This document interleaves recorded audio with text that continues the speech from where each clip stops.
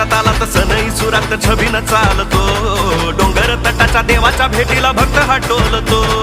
दुरून लांबून उन्हातानातून जत्ता हा मिळतो.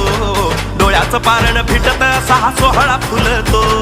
सासन काठी धरून हाती दर्शना आली र. चांग भांड नाव वठी वाटत भारी र. शंभू अवतारी असा ज्योतिबा कैवारी रे. शंभू अवतारी